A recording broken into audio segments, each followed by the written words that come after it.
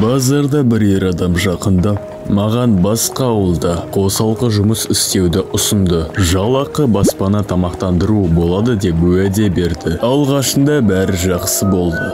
Бірақ кейін ол қол көтере бастады. Құжаттарымды, телефонымды тартып алып, тегін жұмыс істеуге мәжбүрледі. Мен мүгедекпін. Отбасымда достарым да жоқ. Маған бейтаныс ер адам келіп, қайыр сұрауға мәжбүрлей бастады. Барлық табысты алып қоятын. Ал олардың қойған жоспарын орындамаған жағдайда күш көрсетумен қорқытатын. Барда құрбым екеумізге сыпайы күлімсіреген қыз жақындады. Модель ретінде жұмыс істеуді ұсынып, жоғары жалақы болады деп уәде берді. Егер ұнамаса кетіп қаласыңдар деді. Алайда біз адам саудагерлерінің қолына түсіп қалыппыз. Олар мені түнгі массаж салонына жұмысқа жіберді. Ал құрбымды жыныстық жолмен пайдалана бастады. Бізді қорқытып бопсалады.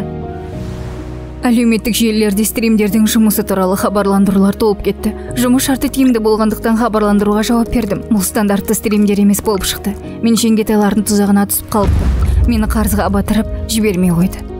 Жаңа туған нәрестелерді асырап алу мақсатында сату фактілері де бар. Бұл әрекеттердің барлығы қылмыстық жауапкершілікке тартылады. Егер сіз адам саудасының құрбаны болсаңыз, немесе осындай қылмыстың куәгері болсаңыз, полицияға хабарласыңыз. Немесе 116-16 нөміріне қоңырау шалыңыз. Сенім телефоны Қазақстанның барлық аймақтарында тәулік бойы анонимді жұмыс істейді.